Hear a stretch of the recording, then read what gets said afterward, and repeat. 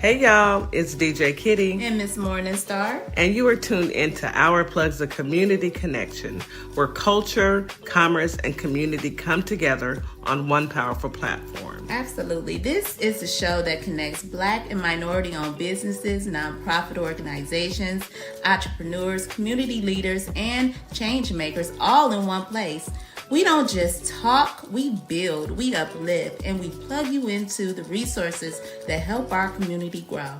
Yep. From business ownership and financial empowerment to mental health, education, arts, culture, and justice. This is a space where real conversations meet real solutions. I know that's right. So wherever you're listening, whether it's from home, at work, or on the move, stay locked in because you're officially plugged into Our Plugs, the community connection. Now let's get into today's show.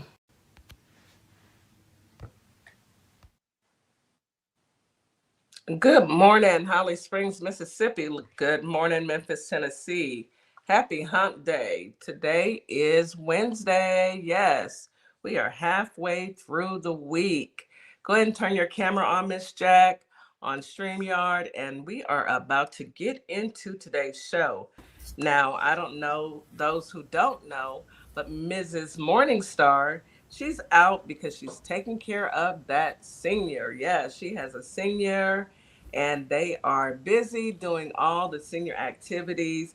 We want to say congratulations to Tamia. She is graduating from her, get this, she went to both high school and she took her college courses, her basics, while in high school. So congratulations, Tamia. We are super, I know, super proud of you.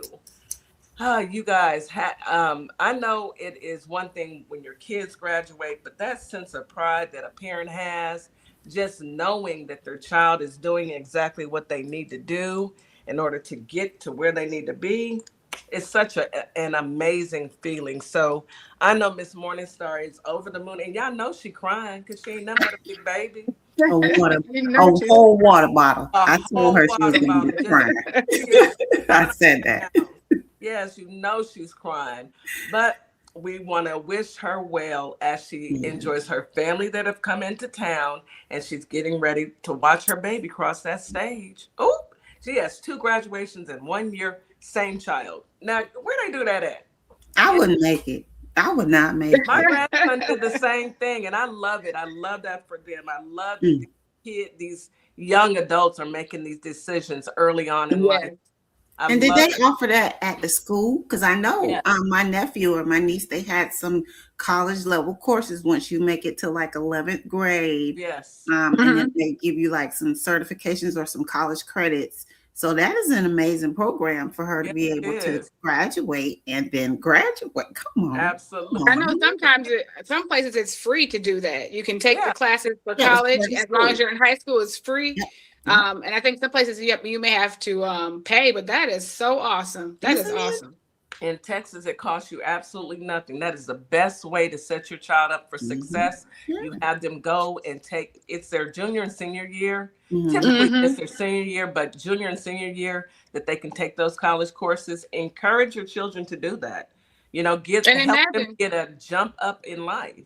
Yes, and you can get it if you don't know what you want to do right away. You don't have to go to college right away. You can get a job, work a little bit, figure out what you want to do, so you're not wasting money. You know what I mean? And then making that jump back into it because you already got the basics done. You're going directly into whatever you want to go to school for. So that's awesome. Yes, it is. That's how you do it.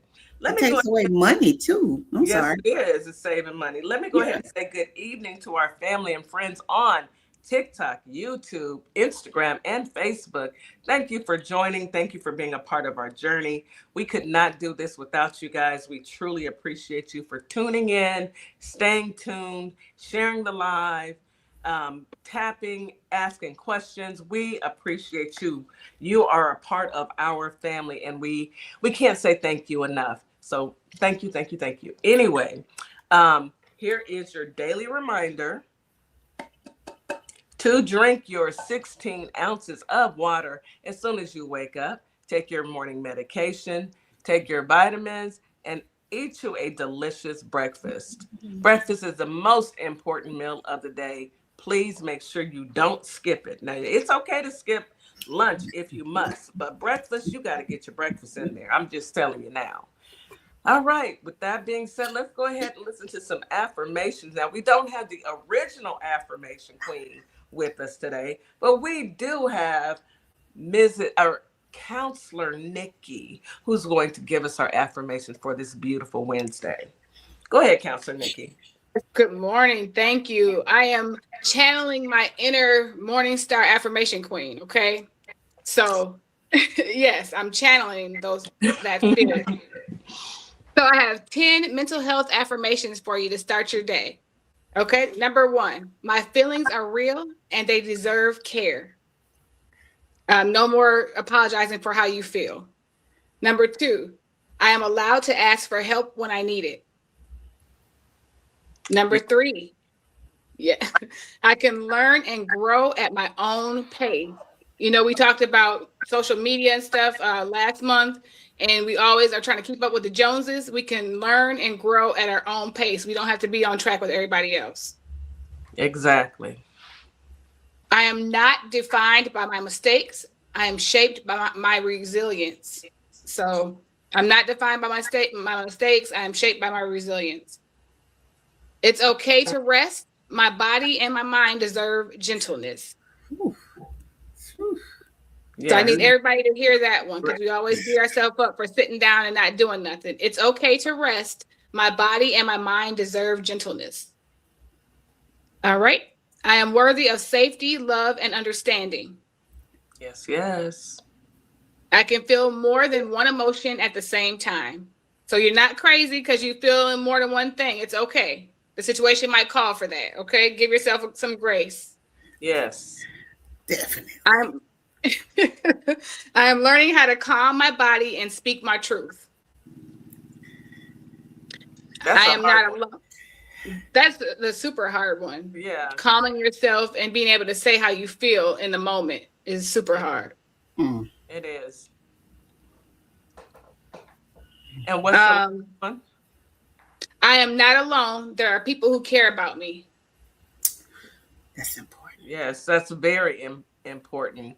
I mean, if you didn't have people that cared about you, I would hate to be in that position where I didn't have people that cared about me. I would hate that, because when you don't have someone who cares about you, you feel like you're alone. You're walking this journey by yourself. That's why it's so important for all of us to stay together and stay connected. Right. We need each other. Thank you, Counselor Nikki, aka Junior Miss Morningstar. Yeah, I channeled that energy. I felt her. You did great. Thank you. You did but great. You know what? I just wanted to say too about that. A lot of people think they're alone and they're not. You know, you count out people because they're not family or they're not your bestie. But there are people, some people at work, there's extended support that sometimes we count out. Yes. There's somebody at work, somebody who checks on you from the community center, somebody who from the child school, you know, there's always somebody there that we forget is actually a part of our village who actually care about us. So just remember, when you think you're alone, if you really think about it, you're not. Yes. And I agree with that, you know, and we just have to tell ourselves that even though our minds may tell us one thing, our hearts should lead us in that direction and say, okay, you know, I know I'm going through this, but I'm gonna be okay. Thank you, thank you, thank you. We appreciate that. I see that T Wiz has put an affirmation in there. It says, my affirmation is to leave me, T Wiz, leave me alone and I will do the same. Now, T Wiz, I'm gonna have to agree with you, but I can't say them choice words that you put in that chat on the radio. Y'all know what she said. Y'all have heard T Wiz. But thank you for your affirmations as well, T Wiz. We're gonna go ahead and hop right into the weather. My goodness, this weather is weathering. Holly Springs, you have a high today of 61, a low of 49. Feels like 60 during the day, 55 at night, with an 83% chance of rain. Yes, it's going to rain today. Winds are out of the northeast at 5 to 10 miles per hour. There's going to be thunderstorms in the morning and cloudy in the evening. Humidity will be very high. So grab your umbrella, your rain boots, your what do you call those? Your rain coats, Galoshes. galoshes. Well, yeah, they are galoshes. Those are the shoes. And be safe out there, Or your especially poncho. your poncho. Yes, poncho. All right, Memphis, Tennessee. Today you have a high of 59, a low of 51. Feels like 58 during the day, 55 at night, with a 58% chance of rain. Listen to all those fives. If y'all don't go play the lottery, anyway, winds Oh, are to the northeast at 5 to 10 miles pick per hour. three. We will have cloudy, scattered showers during the morning and some showers in the evening. And humidity is very high all day long. H-Town, come on through because it's hot already. H-Town, high today of 85, a low of 70. Feels like 93. 93 during the day. And 77 at night with a 42% chance of rain. Winds are out of the south at 5 to 10 miles per hour. It's going to be cloudy, scattered showers throughout the day, and humidity is very high. And that is your weather for this beautiful Wednesday. I hope everybody enjoyed Cinco de Mayo yesterday. My goodness, Cinco de Mayo. I know one thing. Y'all better be drinking water than Houston. Oh, yeah. Well, water is the best thing you can do. 93 in the daytime and 77 at night. Like, girl, that's not bad at all. You obviously you haven't, you don't live in Houston. 93 is not bad at all. Let me tell you. It gets hot here too, but not them crazy. Like, I'll take it because you know what it is here. What is it? Because I 40 something. Is it you in the 30s and the 40s? 49, and I'm cold, and it's windy, and I'm cold, and I'm sad. So I'm just gonna put that out there. It's a bad combination. Yeah, it is. It's a sad. In Kalamazoo, Michigan, it's 50 degrees. We don't. I feel for y'all, and I'm gonna pray for y'all, but that's the best I can do. That's all I can do. Move to Texas because it stays hot. Anyhow, let's go ahead and get into this news that you can use. Baby, let me tell you. The news is newsing. And I know, Miss Jack, I had missed your live over the last couple of days, and welcome back. Thank you. Welcome back, sister. We have missed you. You have been in our prayers, and we love you. I miss you. Yes, y'all. We love you, and we're gonna get through this together because that's what we do as a family. It takes a village. It really does. It really does. And when you hurt, we all hurt. So we are here together to help you love and love you back to you. Okay? Yes, love you back to you. So let's go ahead and get into this news now. Before I get into the craziness with Frumpy, the man with black hands and then the lesions on his neck, the stanky diaper. Before I get into him, we have another MAGA sighting. Rapper MIA. Do y'all know who that is? A lady? Is it a lady? Rapper MIA. She got fired from her tour after the crowd boos her for comments about being a brown Republican voter. She's standing on her stupidness. She is standing on her stupidness. Let's get into this now. Yeah, that's what I said. Ain't that something? MIA has been fired from Kid Cudi's Rebel Ragers tour after her monologue in Dallas drew boos from the crowd. She said, in her words, "I've been canceled for so many reasons. I never thought I would be canceled for being a brown Republican voter." Well, guess again. It should be an oxymoron by now to be a brown Republican. Like, they don't like y'all and you still just blind. She wants so badly to be white. It ain't gonna happen, sis. I don't even mind you being a Republican. It's just if you when you go over to that MAGA foolishness and you just hardcore ignorant, that's the thing. Yeah, that's the part. Choice. Yeah, because we all can make a choice to do. We all have the right to choose which way we want to go with things and who's better for us. But when you start making these choices and being MAGA-ish on the foolishness, that's where I can't. Yes. Well, she even took it a step further. She said, "I can't do illegal." The British-born artist, yes, close your mouth, Miss Jack, said in one video shared on TikTok referring to a song from her 2010 album Maya. She then gestured towards the crowd and added, "But some of you could be in the audience." Baby, if you don't want to make no more money, you know that Right. you know what she sings? That song, all I want to do is doom doom doom doom.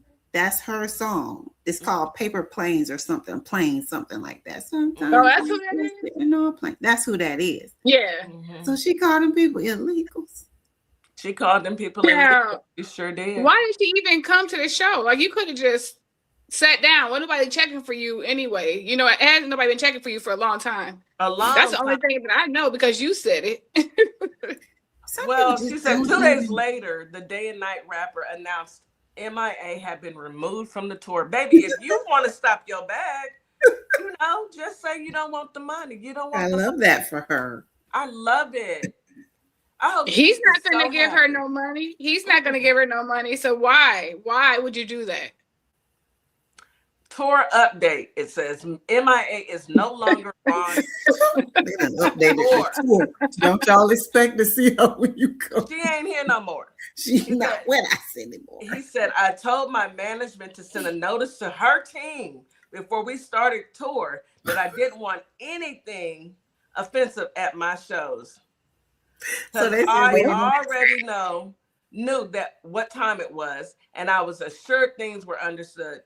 That's what Kid Cudi said. Kid Cudi said, "Go play with your mammy. Matter of fact, pack your bags and go home." Kid Cudi said, "You're not gonna take my money. Like, she is gone, y'all. Please come back. She's gone. Like, y'all, you ain't finna mess with my money." He had to put a statement out. Let me read the statement. It says, "After the last couple of shows, I've been flooded with messages from fans that were upset by her rants. This to me is very disappointing, and I won't have someone on my tour making offensive remarks that upsets my fan base. Thank you for understanding." Okay, then, kid. Ma'am. He stood on business. I don't blame him. Me neither. If you don't get up on out of here, don't come over here with that. You could have stayed home and did all that. If Salt and Pepper and them would have did that, maybe somebody would go see them. But they had to get canceled because they want to get on, jump on there and start acting crazy. We don't need your money. Well, guess what? You ain't gonna get it. There you go. I don't understand. People ruining their own livelihood. Their careers. The careers will never sit right with me because you're doing this for something that's for the moment. Because right now, that whole movement is for the moment. It doesn't stand for anything but destruction. And you are going to be left in the wake after all of that dies down and that's gone. Your career, people going to remember what you said because you made the choice. Forget. Yeah. And don't come back talking about, you bumped your head right before that, or somebody made you mad, so you said something, or don't nobody want to hear no apology. Yeah. Y'all know that Chili has been posting all of these pictures of her reading the Bible. Girl, that white man Bible ain't finna save you. You reading that for some people who don't even go by the Bible, so you wasting your time. Really. Oh well, good luck to them. I don't see Bye, girl. Bye girl. Maybe good luck. Maybe Chili and MIA can perform for MAGA. They don't even like y'all music. They will remind her she brown. That's what they're gonna do. They're gonna remind her, and I guess somebody needs to remind her. I don't know. I don't need to be reminded. I love the skin I'm in. I don't understand why anybody would ever. We know they eyeball us. We know they will eyeball us. She must have forgot they will eyeball her too. Like, ma'am, no, ma'am, we don't even fool with you. Let's switch up topics. Y'all heard about Jeff Bezos selling his $500 million yacht?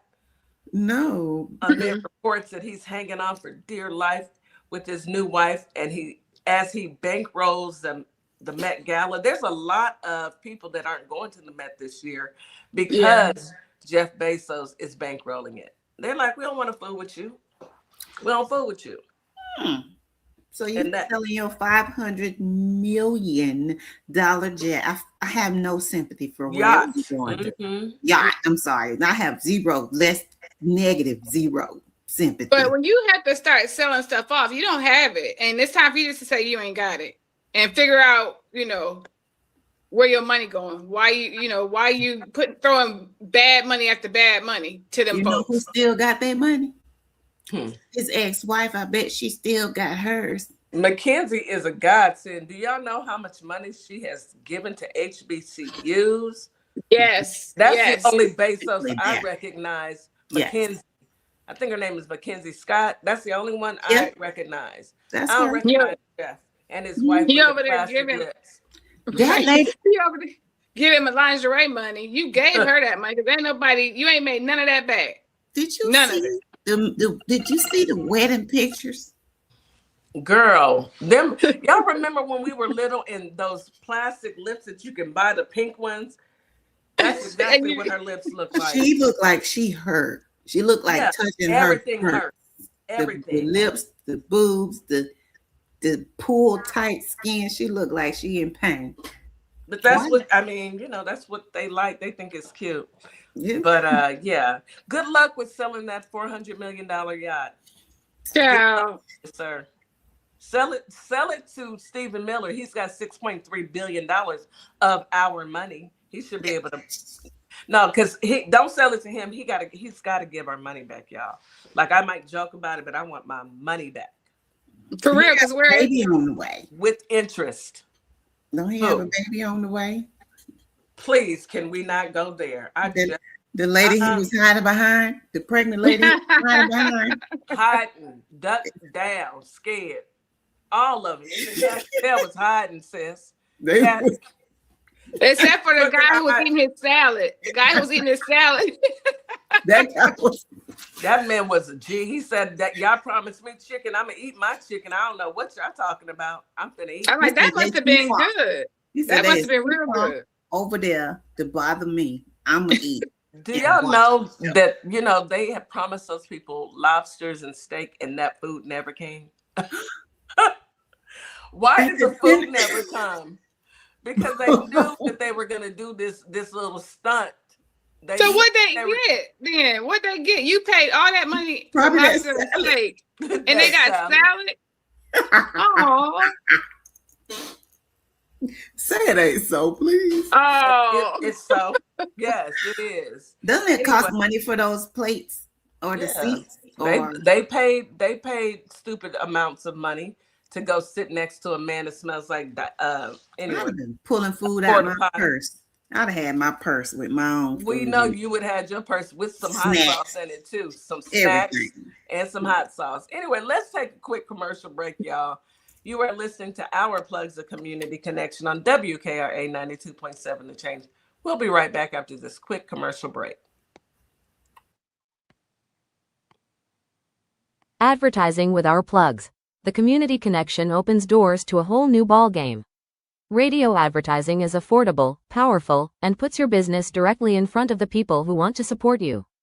Plus, customers can easily find and connect with you anytime through our online directory.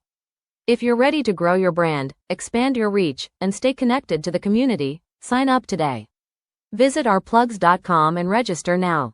That's ourplugs.com. Plug into your community. Do you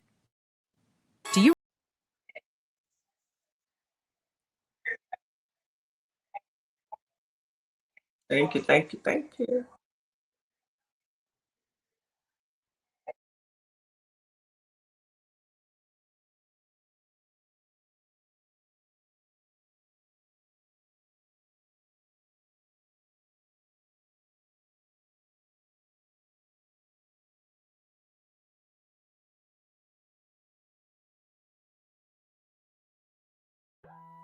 At Lovership Apparel, we believe what you wear should remind you of who you are. This is where love meets style.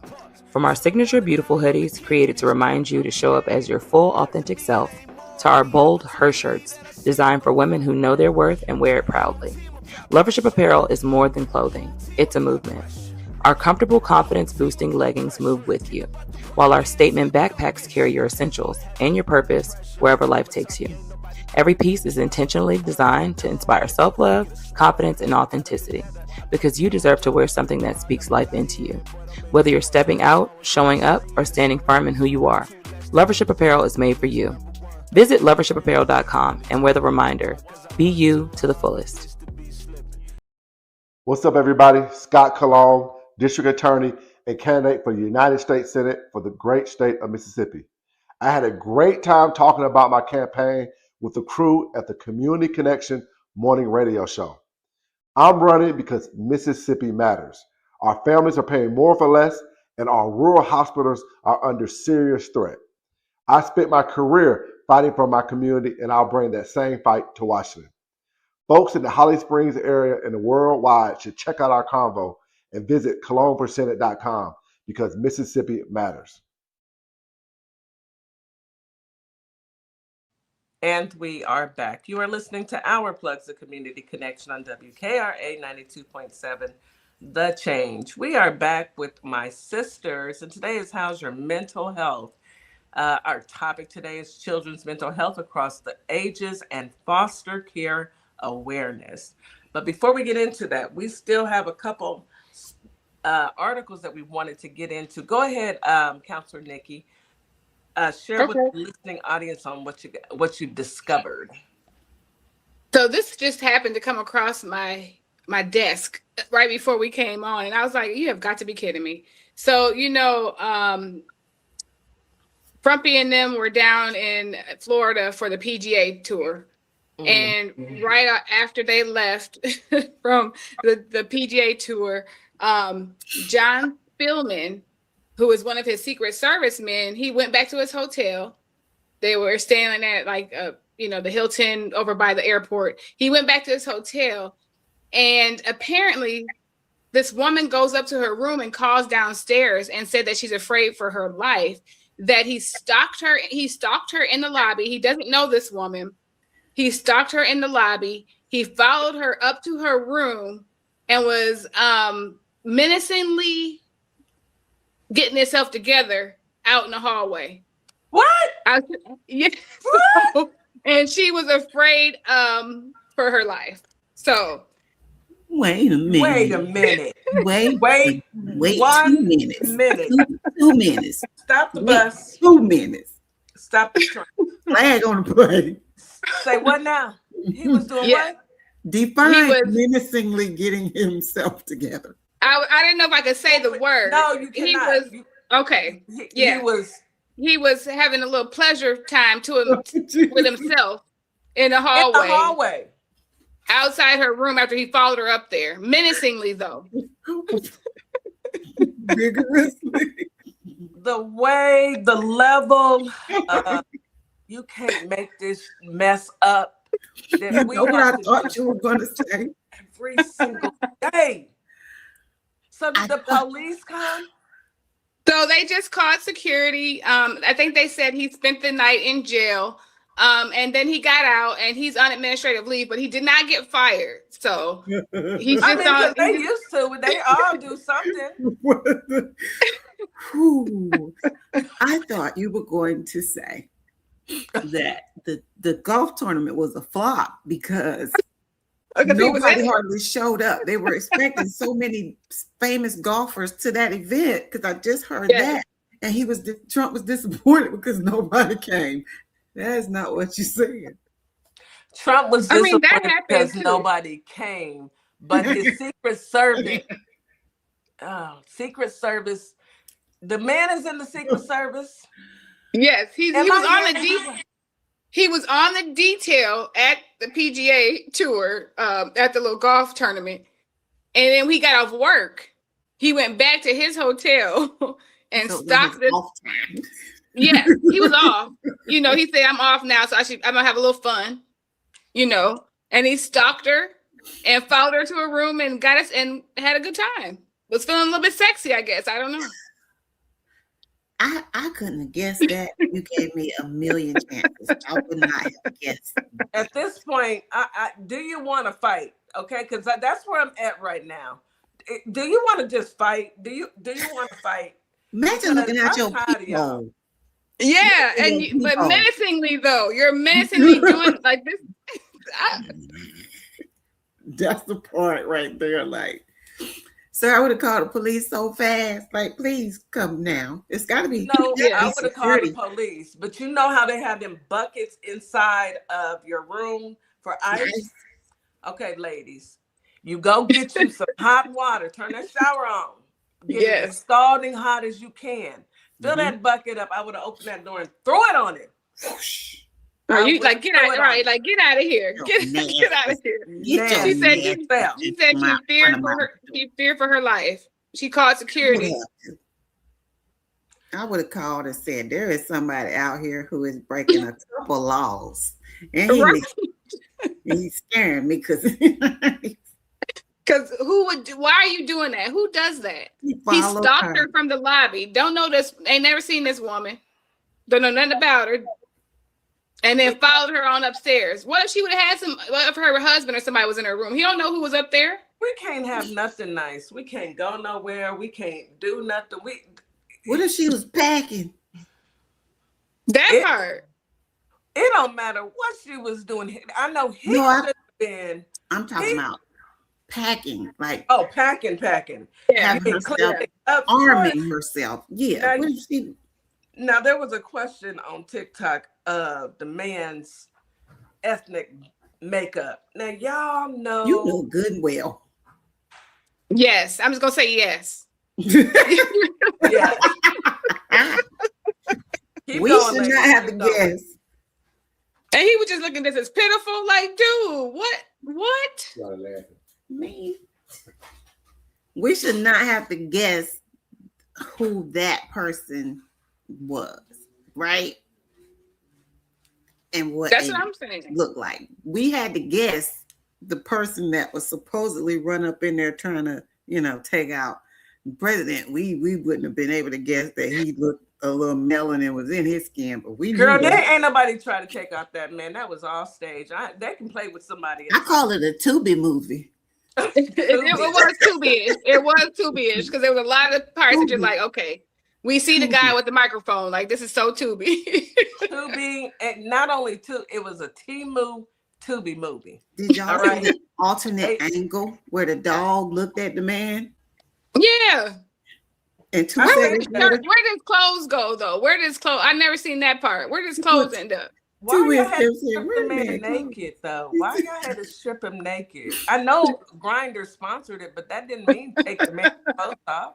They didn't have a lot of rehearsals, All I could chalk that up to is poor rehearsal, poor acting, poor scripting.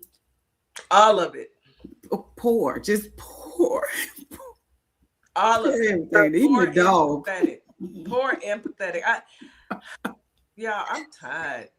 I'm tired. Let's talk about this. Let's talk about this last one before we get into our topic. I'm sick of this administration, literally and physically, mentally, physically. I mean, my goodness, you hiring people. Oh, anyway, I bet you he's got a record. I bet you this wasn't his first time. Well, you know what? I'm gonna look into that. The best people. Imagine what Donald Trump's Secret Service is compiled of. The same type of people that let him stand up and pump his fist. So. You gotta be a part. You gotta be a part of the foolishness. You gotta be here for the foolishness if you want to work with them. So you ain't gonna get the best of the best because people who are professional are not gonna stand up there and let half the stuff that happen. So you're gonna get some folks but it seems like they just keep coming. These same type of people stuff just keeps coming out. It's like, come on, y'all. The whole administration. The D-list celebrities. That's who you got on that Secret Service. The D-list celebrities. We had A-list for Biden, for Obama. We had real Secret Service that would have jumped you. They would have jumped the president. Not jumped him down. Not assaulted you. They would have jumped you for trying to mess with the president. Exactly. Not chasing you, following you to your room. Man, these people I'm so over it. I'm just over it. That's just disgusting. It's just disgusting. That's one for the books. That's one that needs, that's one. And I bet you good money that this isn't his first time. You guys keep going. I got somebody at my door. Keep going. I don't think so either. I'm pretty sure somebody gonna find a record. You know, if they let him go, you know how they'll be like, "Oh, this is embarrassing for us. We'll let him go." And somebody's gonna snoop and look at his record and be like, "Well, back 4 years ago, before he became Secret Service, you know, they ain't gonna try to say get him connected to them. Before he was Secret Service, he did have like a, you know, couple. I'm quite sure. Yeah." I mean, because he only the best and the most disgusting. But it's sad because this administration makes people think that whatever your foolishness is, go ahead and do it. It's okay. We'll get you off. We'll get you out of it. You know, you work with us now. That's like the guy who was here, who was a part of the people who was here arresting everybody. He got caught up in the sting for young girls. And he was like, "Oh, it's okay. I work with the government." and they said, "Oh, okay, that's fine. You're gonna be right on in here when they're looking for you." What? They put him in jail. Yeah. Who are we talking about? They had one of the police stations here had a sting when ICE was here. Well, they're still here, but when they, when it was out, when everybody knew they were here, because they're still here fooling around. But they had a sting of, getting people off the street who, were soliciting underage girls. And they caught one of them after hours. He was off work. And he thought he'd answer the call for this little young girl. And the police got him. And they were putting the handcuffs on him. And he's like, "Oh, it's okay. I'm part of ICE." And they're like, "Oh, okay." They're like, "Oh," the police chief was like, "Oh, okay. Well, you're going to go down here and you're going to be part of this jail down here." He said, "No, I'm one of y'all. You can let me go." I really and truly think that they are, because they see that man with that lesion on his neck, they see that he's above the law. They think that they are him. I think so. I think a lot of them have this air of arrogance around them. Like the ones that he pardoned from J6, at least 30 plus of them have already been rearrested because they had this arrogance that, the president pardoned me. Clearly I'm above the law, and they run out and do something crazy and get rearrested. I think they do feel like that, Kitty. That's a shame. Stupid as it is, but they don't realize you low man on a totem pole. You don't have that proximity to him that you think you have. And so now you got a record. Like you said, this is things that these people have already been doing. This is stuff that they've already been doing. And it's sad because I worked for the federal government for 18 years. And the background check that I had to go through, and going through my money and everything else and making sure I don't have connections to other countries and stuff, the president don't have to do that. That's crazy. Jared I went through a lot of scrutiny to get into the government. And then every couple of years they run it. Yes. They're running your background. They can't even do a background check on Jared Kushner to get him a security clearance, but this joker is over in other countries making deals. Right. So he can't work.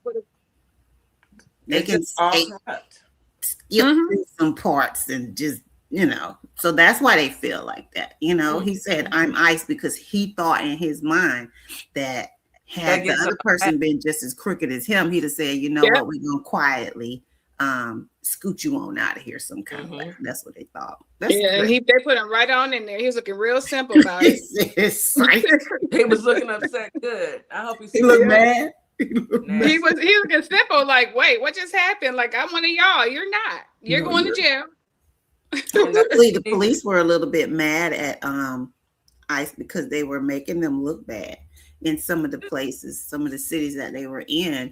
It's like it's hard enough for us being police officers. We already have a bad reputation. Then y'all come over and make it worse. You're not really helping. I don't think they had that camaraderie that they made people think.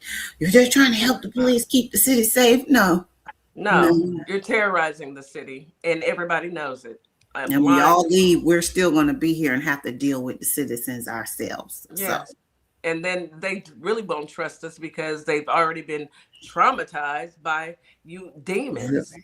Exactly. Right. Most of you are, on that list. You on that registry. You got to check in. Can't have something. Yeah, that's crazy. Anyway. That is crazy. I wanted to bring up this one about Justin Pearson. He is a Tennessee rep, and it's an article that's saying he's inciting violence against a sitting president. He ain't done. He would never. He would never. All he did was call Trump a white supremacist terrorist, and I have to agree. So that's inciting violence. So that lets you know those words mean violence, because that's all you prove. If he called him that means supremacist terrorists mean violence. Yeah. So I don't understand why they are. Well, yes, I do. Tennessee. I do understand. Tennessee, number one. Number two, they're trying to get every Black representative out of the House because they know, they see the writing on the walls, baby. I'm going to tell you this.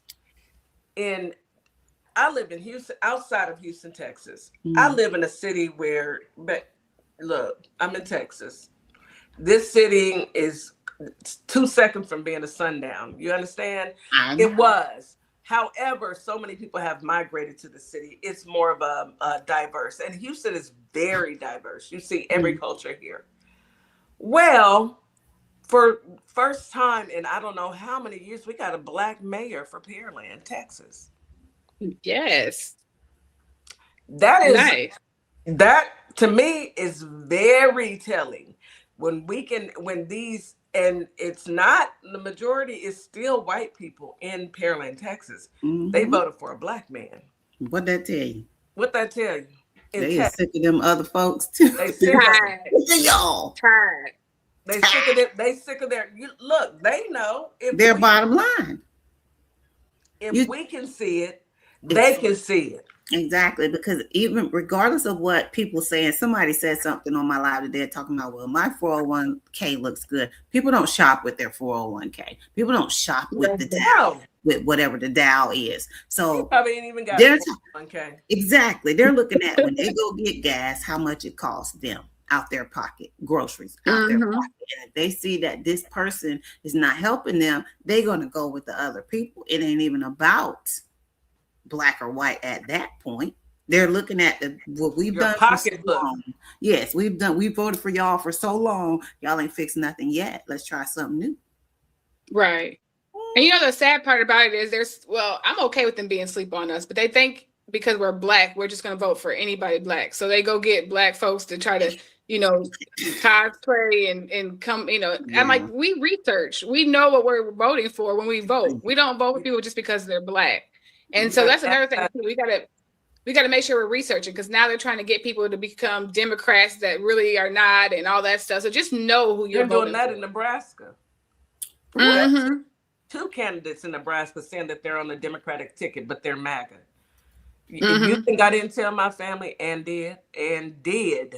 When you have to do things like that, that tells us that there's no security in your party. It's not as popular and strong as you think it is. Trumpy's approval ratings has hit the flow. Wasn't it negative at one point? Yes, it was negative. It's negative to hell. How about that? Approval ratings negative hell. Okay. Negative hell, and I'm okay with that because he thinks it's great. I just want. They're out of touch. They are out of touch, but I want for this young man to be safe, number one. But I also need him to make sure that he keeps his head on the swivel and keep fighting. He has to. Justin Pearson went through. You go look at his page.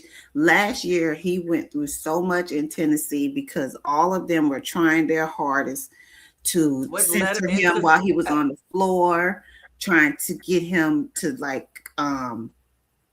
they were cutting his microphone. They were putting him out when they had people come in and protest. They were trying to say he was inciting all that stuff, and he wasn't. He's young, powerful. He's a young Black guy, and the one with the afro. He has an afro because there's two Justins. There was Justin Pierce, and there was another Justin. So they both were making waves, and they couldn't stand it. Oh yeah, I remember that. Yeah. You remember? Let me finish reading this. The remarks come after Frumpy publicly urged Lee via True Social, Live Social, to call a special session and redraw Tennessee's congressional district in a way that could flip District 9 in response to Pearson's released statement on Saturday, arguing that Lee was doing the bidding of Trump to steal an election with gerrymandering at the expense of the district's residents. He ain't lying. He said, we will defend Tennessee's only Democratic and only majority black district from their racist attack on black political power, the statement read. We will uphold the legacy of our ancestors who prayed, marched, fought, and bled, and even died. F1 in the comments, please, so that we could have the opportunity to participate in our democracy and elect representatives who share our values, concerns, and lived experiences. Please go play with your mammy. Tennessee, Memphis, look, do better.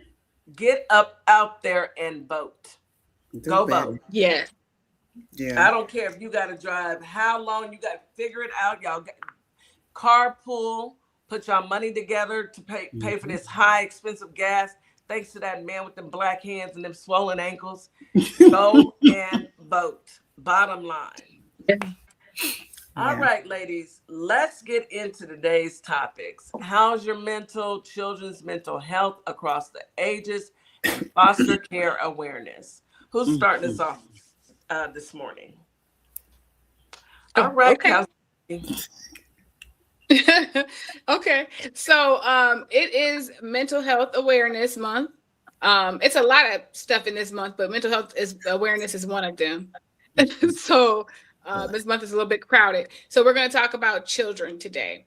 And so we're going to start out from the babies and go on up, and we'll talk a little bit about foster care awareness, just, because it's Foster Care Awareness Month as well. Oh, good. So yeah, so we're going to talk about both, and this kind of piggybacks off of what I was talking about last month. So this all works together. Okay. All right. So I was going to try to start with like some signs and symptoms of in each age, and we can go through the ages, and then I'll say something, and then Miss Jack, you can jump on in there. Okay. So for the first part is infancy, which would be 0 to 2 in developmental ages. So the signs and symptoms of something being wrong with the baby at that age is difficulty soothing the baby or excessive crying, limited eye contact or flat affect, feeding or sleep disturbances where they're not able to eat, or they're not, they're picky, or that is way more than picky, and they're not eating and they're not sleeping. They startle easily, and they're always hyper vigilant, like they're always up and moving around and looking around. They can't relax. Delays in crawling, babbling, or responding, and low tolerance for touch or transitions. So again, some of this could look like what we talked about, like autism and stuff before. Some of that could look like that, but this is also with mental health. And it's like if a baby can't settle, or they stiffen a lot when they're held, or they avoid eye contact, that could be signs of early stress or trauma. Is that for, you said 0 to 2-year-olds? Mm-hmm. Yeah.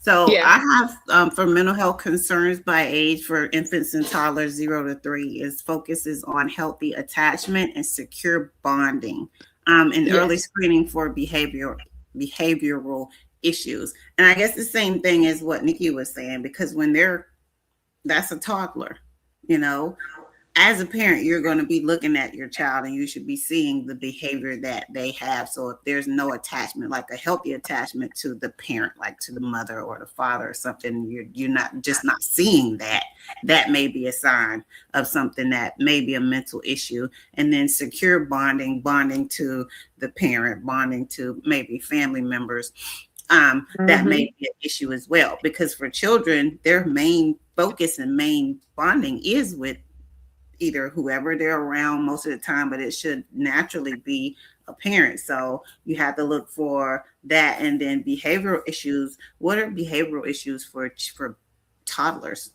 They're 2-year-olds. So it's kind of terrible twos. You're looking at 2-year-old terrible twos. You're thinking like, Isn't It's terrible. everything you're Them doing? 3-year-olds. Is it 3?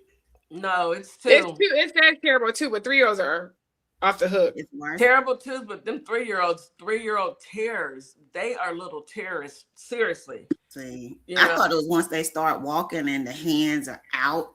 It's like, even before they start talking, it's just like this. You got to constantly watch them. So Yeah. maybe when your child is not doing these things that you expect them to do, especially if you get up to 2 and they're just not doing the things that you think they should, like having behavioral issues, you're like, wait, something seems off. So you may want to take and get them checked out.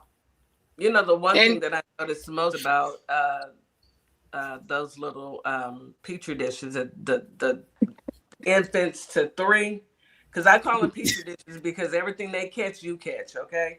Oh, so you mean the germs. Yeah, the germs. So the one thing that I noticed about them is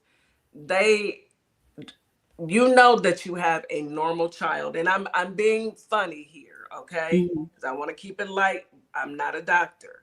But when they look dead at you and you tell them to stop and they look right at you and they touch it again, there ain't nothing wrong with that baby. Nothing. Just fine. That baby's a grown man in a 2-year-old's body. I'm serious. I'm it's on purpose. Experience.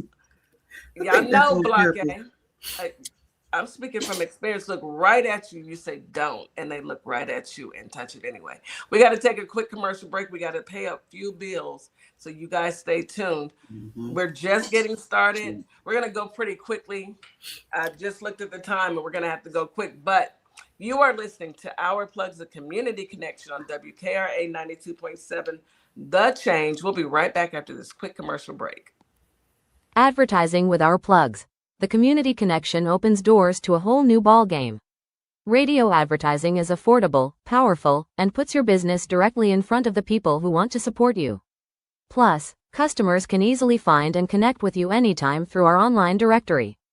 If you're ready to grow your brand, expand your reach, and stay connected to the community, sign up today.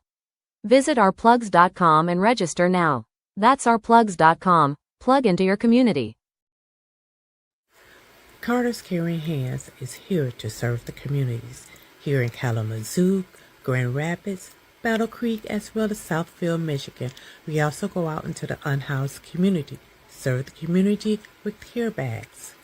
Low-income families, our senior citizens, and our veterans with fresh food baskets each and every day, because no one should choose medication over food.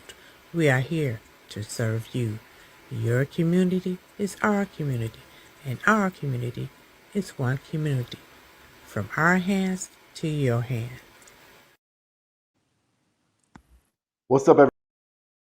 Hi, everyone. I'm Mara Keller, retired Army Lieutenant Colonel and candidate for Congress in Georgia's 3rd District. Now, I'm running because too many decisions in Washington are being made without listening to the people that they affect, whether it's public safety, veterans care, education, or protecting our constitutional rights. These aren't partisan issues. If you believe our government should work for everyday Americans and not special interests, I invite you to stand with us. Your donations help keep this grassroots campaign people-powered. Every donation fuels our voter outreach, ads, and our shared fight for a better Georgia. Visit marakeller.com to donate today. Let's finally serve the people who send us to Washington.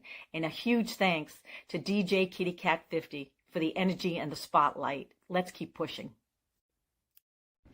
Welcome to Compassion Counseling and Training Services, LLC, where healing takes flight. I am Nicole Wiley, licensed independent clinical social worker, and we empower children, individuals, families, and couples through individualized therapy via telehealth. Using evidence-based approaches like CBT and mindfulness, we help clients build resilience and rediscover their wings. If you're ready to begin your journey, visit CompassionCounselingAndTrainingServices.com. You're locked in to WKRA 92.7, the voice of the community. And listen, 2026 is all about showing up and shining.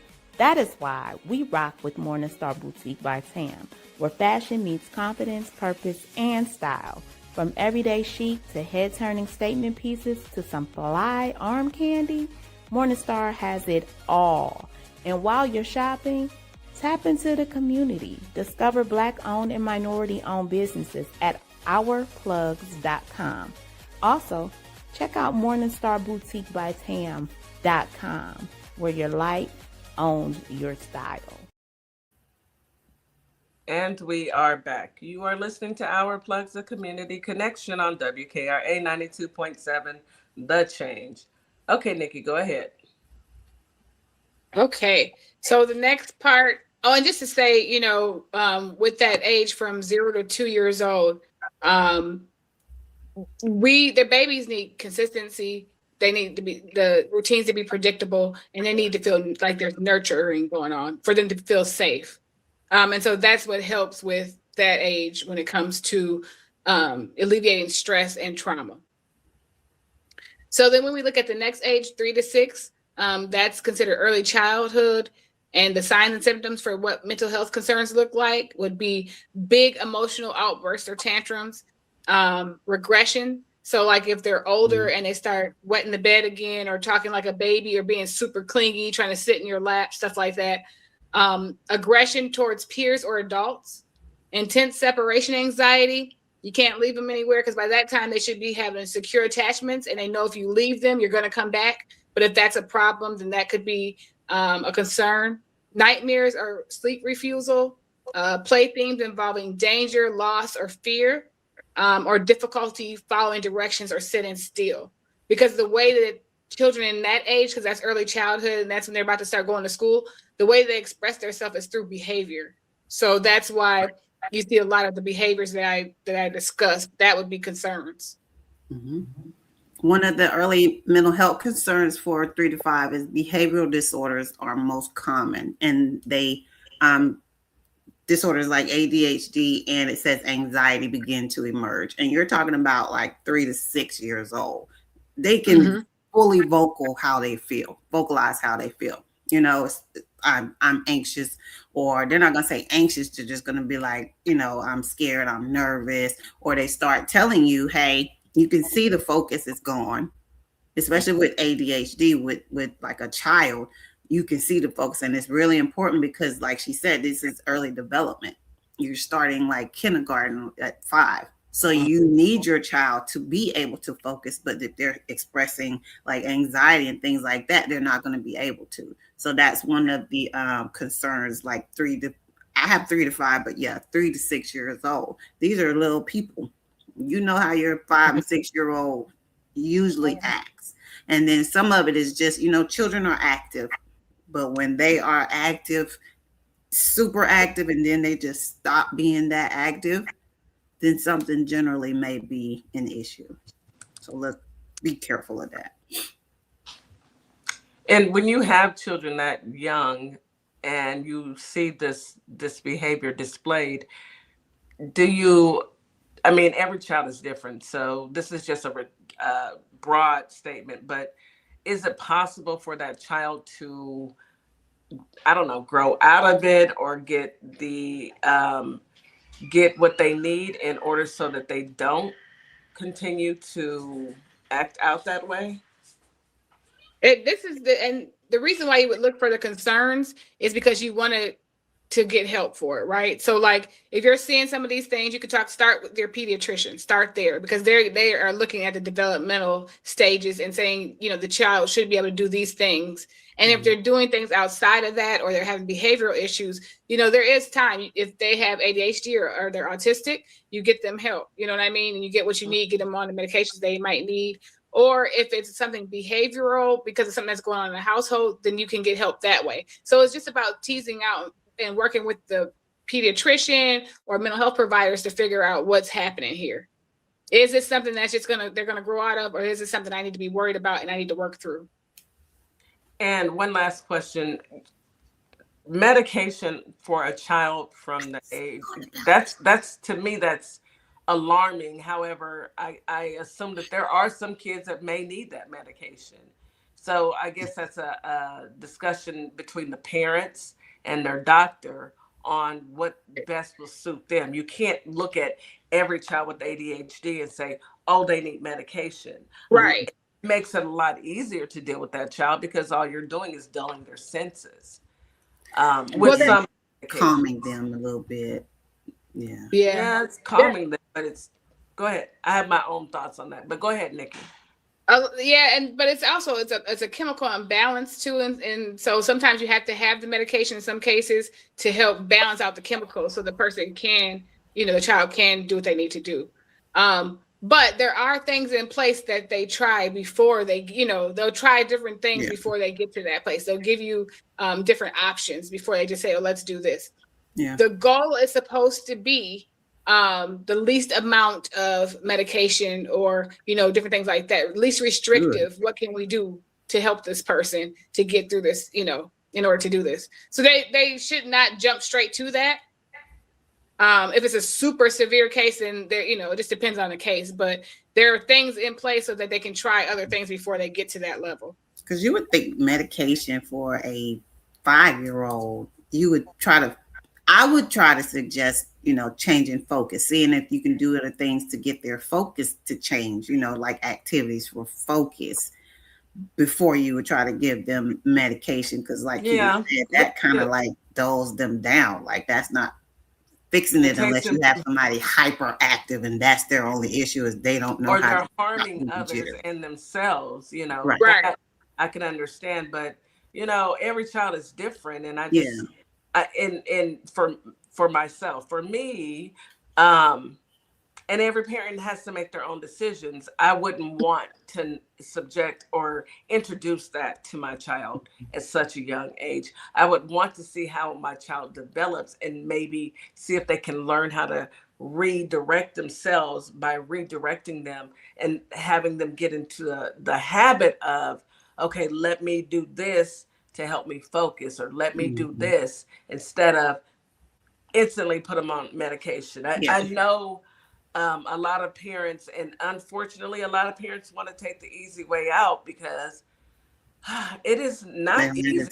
It's not only time, but it's not easy raising a child with ADHD. It's not easy raising a child with so it's easier. Let me just put them on medication. But again, every child's different. Right, because some of those kids have autism. So the medication isn't going to do anything. You can't even put them on medication. You have to learn different techniques to get them, because their brain function is just wired differently. So it's just one of those things, like you said, every child is different. Yeah. And it's just, you never know what the parent has gone through up until the point that they say, hey, medication is the only way. You never know what the child has gone through, because at the end of the day, we want the child to be safe and we want the child to get what they need. You know what I mean? So it is definitely a case-by-case basis. Don't count it out, but definitely ask what can we do? What other options do I have? All right. Absolutely. Okay, so that was to age 6. So what's the next age group? All right, so we got 7 to 11. In this stage of development, the children are in, this is middle childhood in the stages of development, and they're in school now. They're school age children. And in this, one of the things that they're working on in this stage is developing identity and competence. So what it looks like, signs and symptoms that something is going on, is frequent stomach aches or headaches, withdrawal from friends or activities, perfectionism or fear of making mistakes, irritability, anger, or emotional shutdown, difficulty concentrating or completing schoolwork, low self-esteem or negative self-talk, and increased sensitivity to criticism. So that might be some signs that something's going on.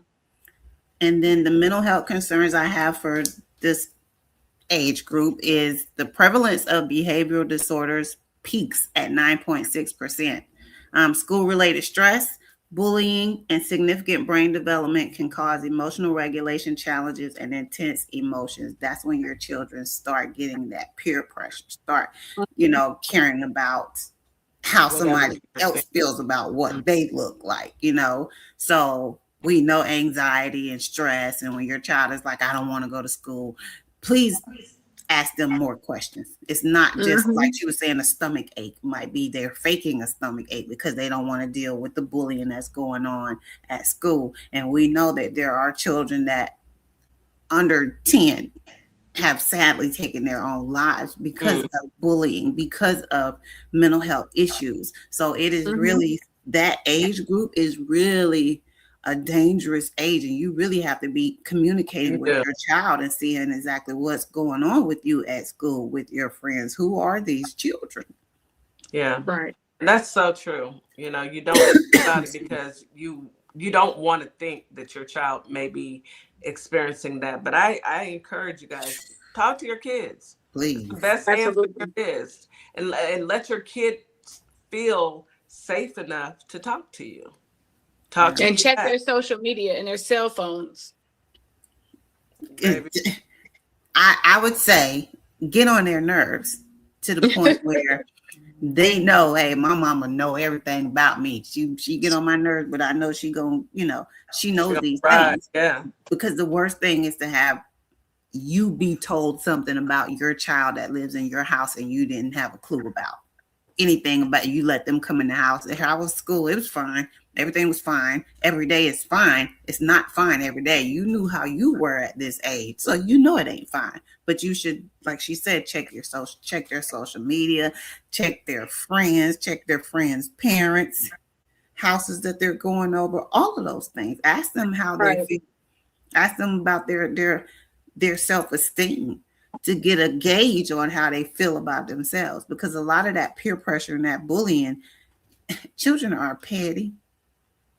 They are. But then this is when you're getting your first liking boys and liking girls. So you care more about other people's opinions about you. If only kids could learn what Coach Nikki has taught us, FTP. They will eventually. FTP. Yeah. Y'all can figure it out. Anywho, go ahead, Counselor Nikki.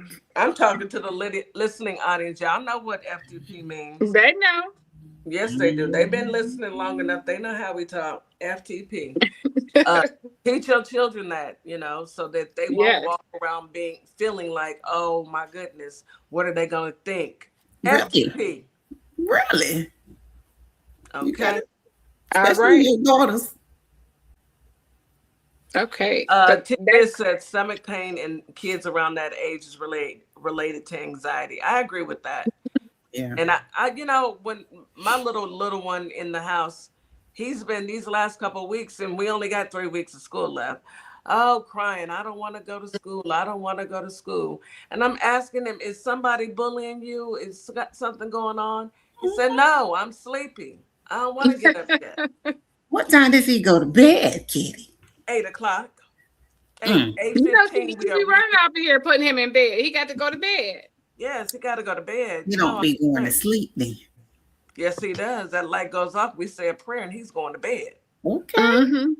Nana don't play that. I do my kids say, hey, go, because they need their rest. Because in the morning, look, I feel like in the morning I want him to have a good experience before he goes to school. Same with my kids. Keep them happy when they wake up. So when they go to school, they're not anxious and angry because somebody yelled at them, get up, I can't do that. I coax my kids to get up, coax my grandson. I don't want him to have that anxiety and that anxiousness walking out the door. He's gonna deal with that enough. He needs to be safe here. And you gotta learn your child's language, right? I know when my daughter, when she was younger and she's trying to tell me she don't feel good or something's going on. I remember she had strep or the flu or something. She's like, she said, Mom, I can't get up. I feel old. My legs feel like they don't want to work. My body feels old and my legs feel. So I have to learn her language. When she's telling me these different things, I knew what she meant. Okay, she's having body aches and her legs hurt. Like she work. Yeah, my body feels old. My legs feel like they don't want to work. Babe, if Miss Ma'am, now cut it out. That is an old soul. She is an old soul, baby. You seen her at church singing in the praise, baby. That's an old soul right there. Old soul right there. But you gotta learn their language so you know what they're talking about. We talk very different in our house. I say things sometimes too. People are like, "What?" If they don't know me, they may not know what I'm talking about. But you have to learn your child's language. What are they saying when they say their stomach hurts? Does it really hurt? Do when it hurts and when there's something else going on? So that's what I was giving an example for. you They have know. to look a little deeper than that. Right. Yes. All right. So that was 7 to what? 11. 11. So Now we this get is into the. Now it's gonna get hard, y'all. Y'all buckle up. this is the adolescents, the 12 to 18. Oh, Lord, kids. So in this age group, in this stage of development, they are navigating, trying to figure out who they are. Because, you know, up until then, I'm what my mom and daddy said my household is, right? Then you go to school and you realize, hey, the rest of these people are doing different stuff. It's not only who my parents are. So now I got all this extra stuff to look at, and I got to figure out who I am. So they're trying to figure out what their independence, you know. I want to go here with my friends. I don't want you to go with me, you know, that sort of thing. They're trying to have belonging. They want somewhere to belong to. It's important to belong somewhere with their peers. And it's also important to remember that their brains are still developing at this point. Their brains have not fully developed. So they may have mood swings, irritability, emotional numbness. They may withdraw from family and friends. They may have some risk-taking behaviors, unsafe, you know, experiences with people, unsafe relationships, using substances, trying and using different substances. They may have some self-harm behaviors or self-harm talk or hopelessness, changes in sleep or appetite, decline in school performance, and some identity confusion and intense self-criticism. So they're very critical of themselves, and they may be confused about who they are. Yeah. Mental health concerns for that age.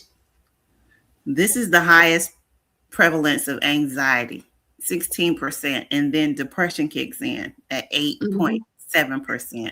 1 in 3 teens face mental health, developmental, or behavioral issues, with depression affecting nearly 1 in 5. Girls are more prone to anxiety and depression, while boys face higher rates of alcohol and drug abuse.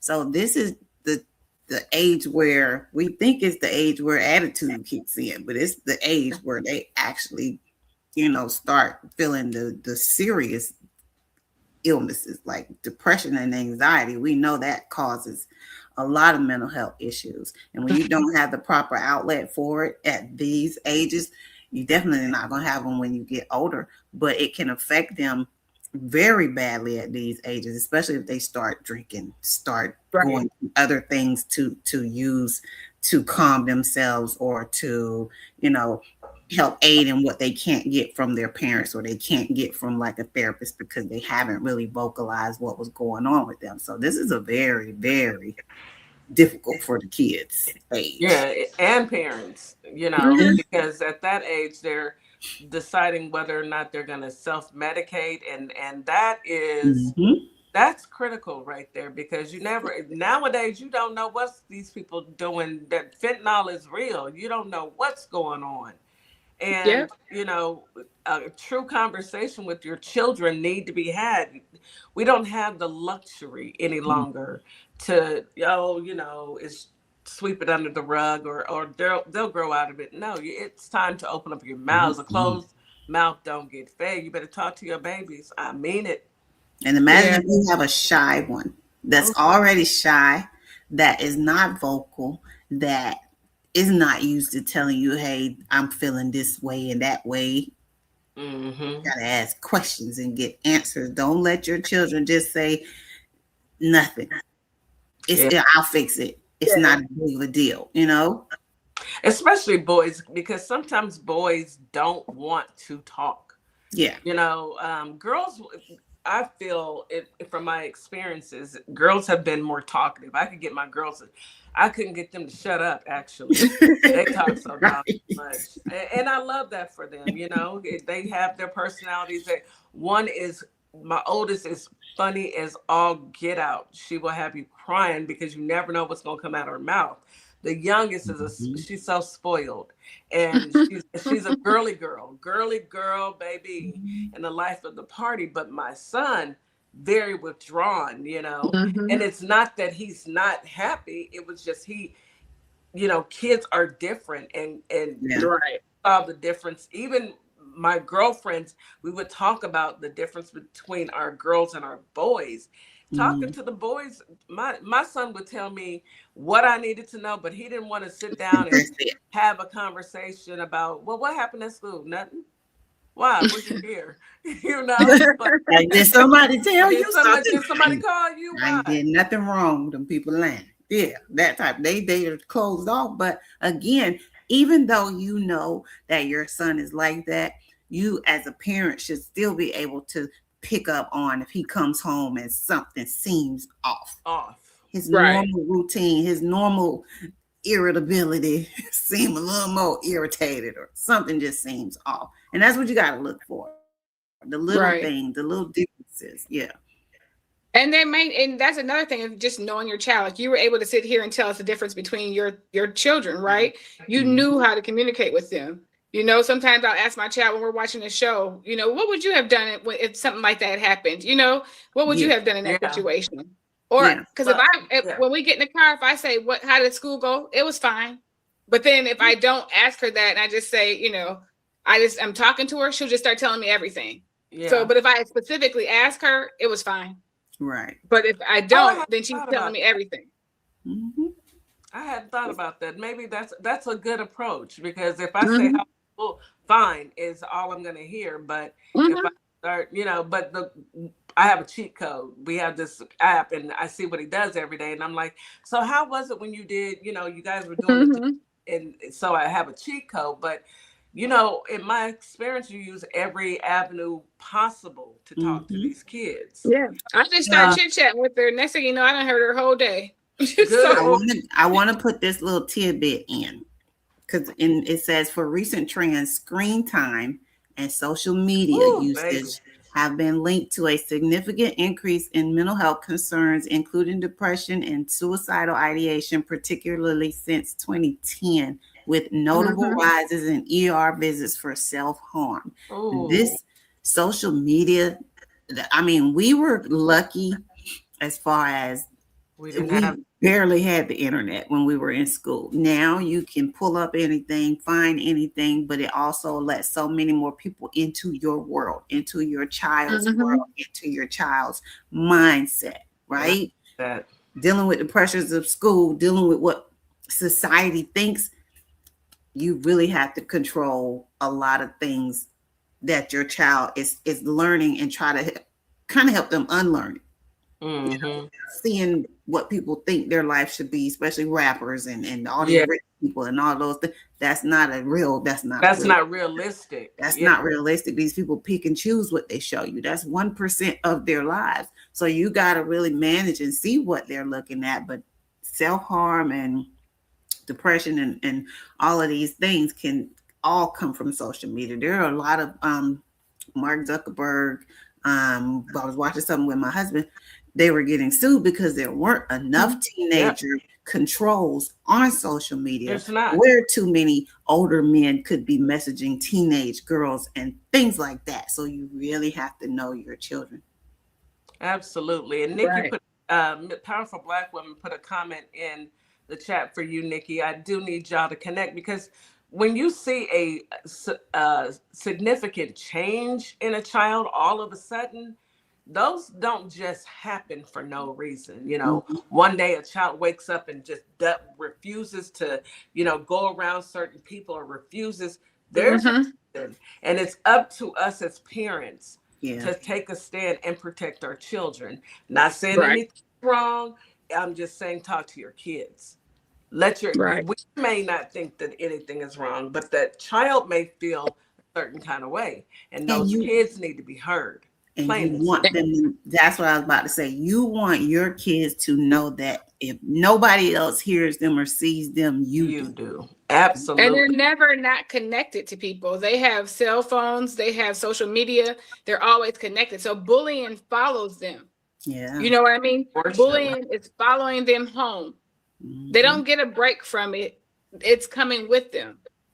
Yeah. Or if I sent this picture out to this guy I liked and he spread it around the school, I have to deal with it. Yep. Yeah. I don't get to ever get a break from that. That's out there. Yeah. So it's definitely important to make sure you're talking to them. And we have to remind our kids that the internet is forever. So if you don't want it out there, if you would be I always tell my kids, if you don't want your grandma to see it, don't put it out there. Don't post it. If grandma would look at you like, go pick a switch, don't post it. Don't take it. Don't even take it. Don't take it. Don't post it. Don't send it. Good Lord. And these kids can hide stuff from you. You know, don't, as a parent, if you found out something was going on and you feel, you know, like, dang, I should have seen the signs, they can hide things. You know what I mean? Even if you have the best relationship, if they don't want you to know, they can hide it. So give yourself a little grace. And if you do find out, or when you do see that something happened, that's when you still have a chance to do something about it, or to help out, or to be a listening ear, or to say, use it as a learning experience. You can always come to me. I don't care what it is, you know? Yeah. So I just want to say that for parents, give yourself some grace. All right, ladies. Unfortunately, we are out of time. I think we did a lot of talking about breaking news. There's so much to talk about.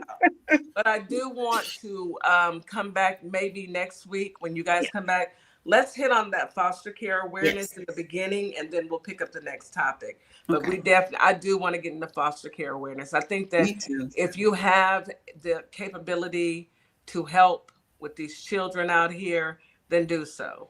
Please do so. But until then, I just want to say thank you, Counselor Nikki. Thank you, Sister Shanika Jack. I'm so happy to see you back. And I love you dearly. I love y'all. Yes, absolutely. Any last words? Go ahead. You can go first, Miss Jack. Talk to your children and hear words. Don't just let them tell you, okay, yes, it's fine. Absolutely. Absolutely. All right, Counselor Nikki, what you got for our listening audience? Yes, there is no handbook for this. There is no specific way to handle it. All our babies are different. Give yourself some grace and just let them know always. There's no judgment. I'm here for you. Mm-hmm. I love that. I love that so much. If you enjoyed listening to our sisters, Counselor Nikki and Miss Jack, make sure you tune in every Wednesday morning at 9 a.m. Central Standard Time and listen to these ladies. They have the topics that we as parents, as grandparents, as people, they bring out those conversations that sometimes in our community we don't want to talk about. But we're going to talk about mental health because it's real. And we have to talk about it. We are no longer sweeping anything under the rug. Thank you once again, sisters.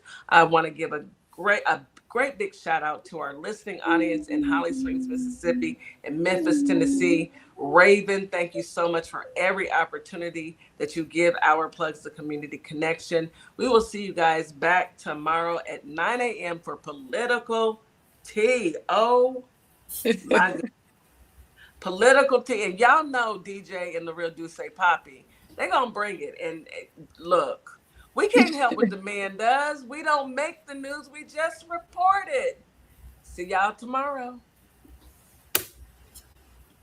As we wrap up today's show, we want to thank each and every one of you for tuning in, tapping in, and staying connected to your community. Remember, this platform exists to uplift Black-owned businesses, nonprofits, creatives, and community leaders who are doing the work that moves us forward. Make sure you support today's guests. Share the show. Stay plugged into our plugs, because when we support each other, we all rise. Until next time, keep believing, keep building, and keep shining. You've got this. You've been listening to Our Plugs, the community connection where communities meet opportunity. We'll see you next time.